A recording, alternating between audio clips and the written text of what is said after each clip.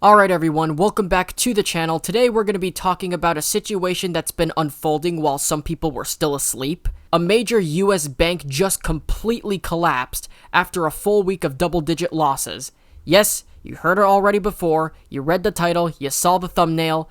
Silicon Valley Bank has collapsed. Now, of course, I've been sort of monitoring the situation all in real time, and this was happening on all over Twitter, all over the news and everything.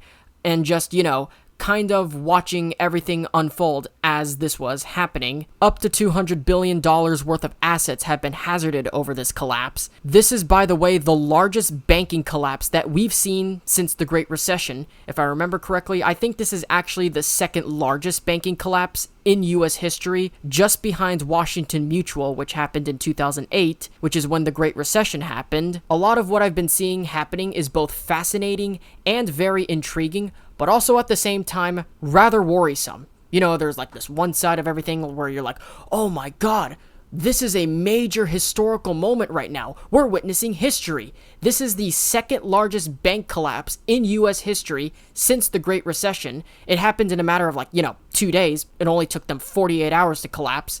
And then on top of that, on the other side, you're looking at this and you're thinking, wow, the largest banking collapse by far in US history since the Great Recession period, and billions upon billions of dollars, up to $200 billion worth, billions with a B, are all on the line in this entire situation in which Yellen and others implemented reforms to try to help prevent contagion, preferably to prevent banks from collapsing.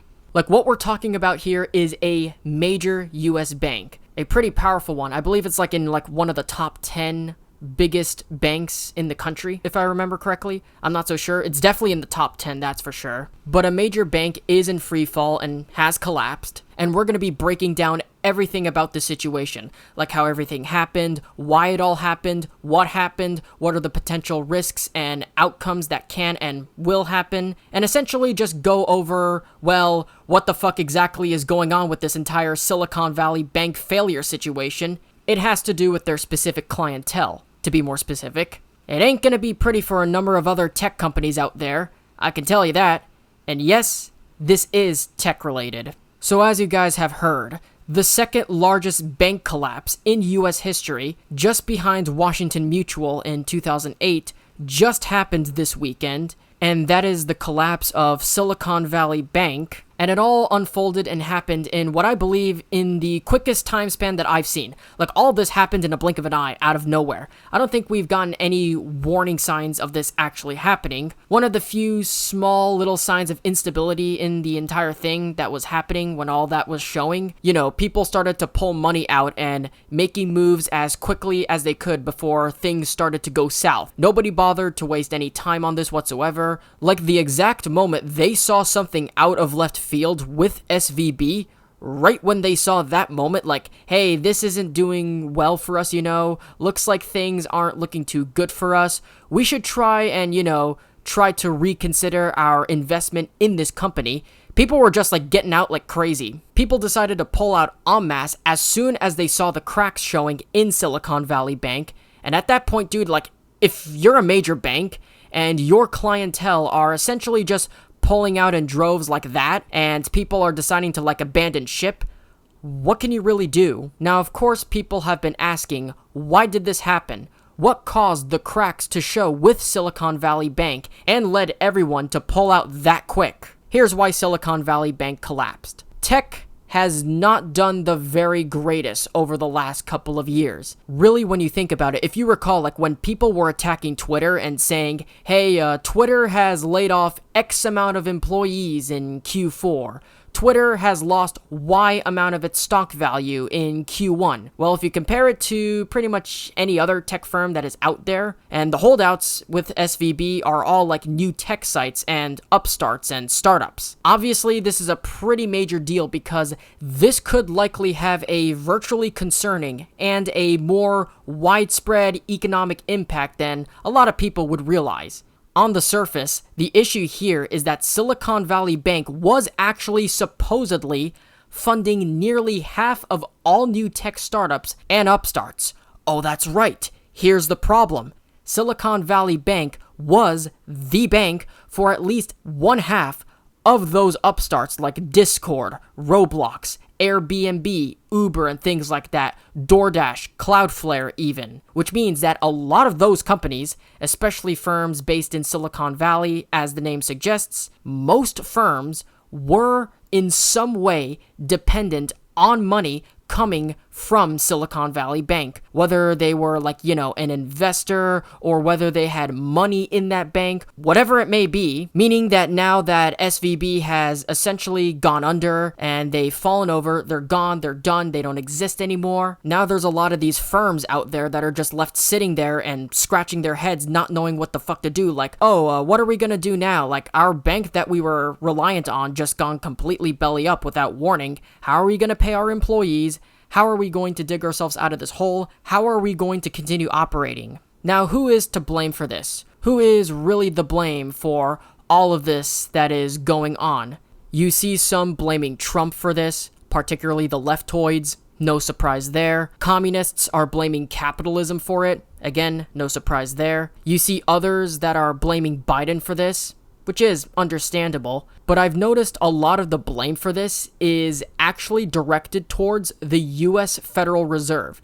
You've already got ourselves a situation where Robert Reich and others are already making preemptive blame towards the Federal Reserve for the incoming recession as a result of this collapse, if it ever happens. We will get into that, which would most likely come with stagflation. Basically, the argument that has been made about this is that because Biden's Federal Reserve has been so aggressive as of late in raising, hiking, and driving up rates and everything to try to combat brand inflation, which that administration caused, with arguably the most aggressive rate hiking campaign in decades, which come from bills like the Inflation Reduction Act and others.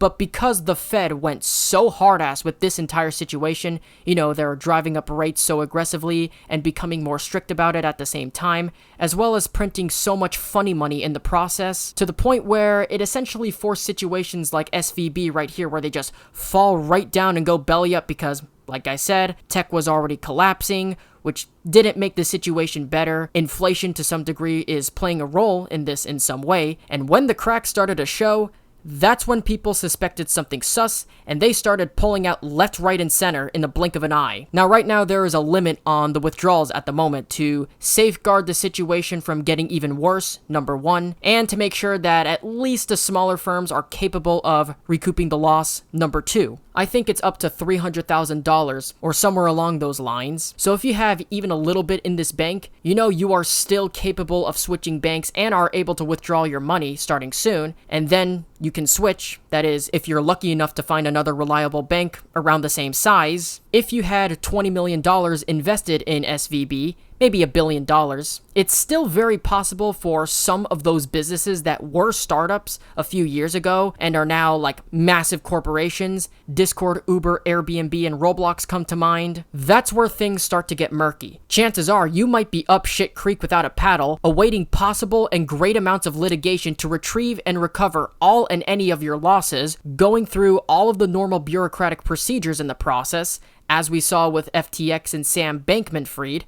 Not the easiest thing to do, and is very time-consuming. Believe it or not, the government has in fact safeguarded all of your money. The one thing you just gotta do is to oblige the government to give every single penny to you, or at the very least, as much as possible to, at best, keep you afloat. This is where all of the post-Great Recession Obama reforms come to play. We're gonna see how well they actually work in action pretty soon. Around the same time we saw this bank collapse. Maybe quicker, maybe longer. I don't know whether they will work or not. I'm not entirely sure if they will ever work, for real. I'm hoping so. All we can do is pray for the best. It would be great and ideal that, millions of people wouldn't end up being unemployed as a result of this. Again, the bigger risk, of course, is with the collapse of this bank, it coerces other tech firms in a domino effect manner. You end up getting a sort of downward spiral situation. The tech firms end up getting impacted. Some of them go under while they're even attempting to litigate the Fed to get their own money back. Other banks potentially are affected.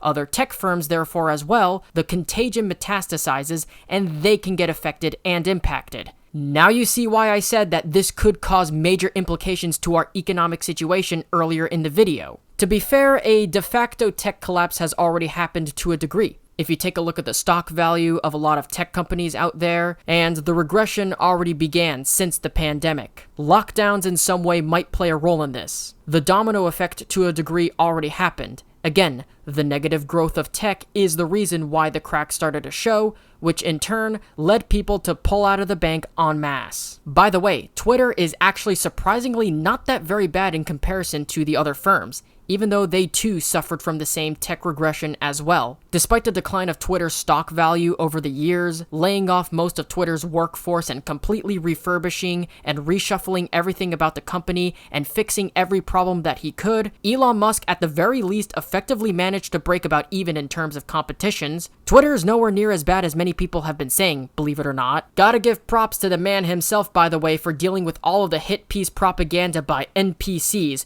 who think that Twitter is solely fucked because of all these layoffs and stock loss, while pretty much everyone else in the industry is also laying off their employees and losing billions of dollars in value, including Amazon, Meta, and Alphabet. Elon Musk is the only one centrally targeted in specific legacy media articles with regards to layoffs and the loss of stock value in his company, and him losing money. It's his fault for what's happening to Twitter. For everyone else, on the other hand, it's just the economy. But for him, it's his own personal decision-making. That's why Twitter has been doing so poorly. Well, to be fair, Twitter actually did better than most other concurrent tech companies during that same time, albeit very narrowly. Link in the description, archived of course if you'd like to look at the story and review it for yourself. I don't know whether these banking reforms will actually work. All we gotta do is to wait and see if they work. You know, the ability to secure the money and then make sure that the smaller investors are paid off first. That avoids a bunch of other issues, of course, obviously. Someone that has around 100 or 200K in the bank, not a wealthy person, certainly not a millionaire, but upper middle class, somewhere around that range. Someone who's, they've got money on hand, but they invested in an auto repair shop or something. They build and fix cars and they have their own workshop. That would be an expected amount of money for them to potentially have at that point with a career like that. They got a small business and a couple of shops elsewhere on Main Street or something like that. It's a local business. Maybe they're an indie game studio like Mob Games or Inner Sloth. It's good that they'll be able to recoup any losses so they don't go under. It protects communities and consumers, and certainly helps middle America especially. That's actually good reform. But then on the contrary, you've got all these other companies like Activision Blizzard that employ collectively tens of thousands and millions of people, and it's more hazarded. That's where some of the question marks show. But as of right now, it is expected though that 80 to 90% of that $200 billion uninsured money will eventually be paid back to pretty much everybody at some point once they can find somebody to take on, the money that is in front of this big entire fucking mess right now. Again,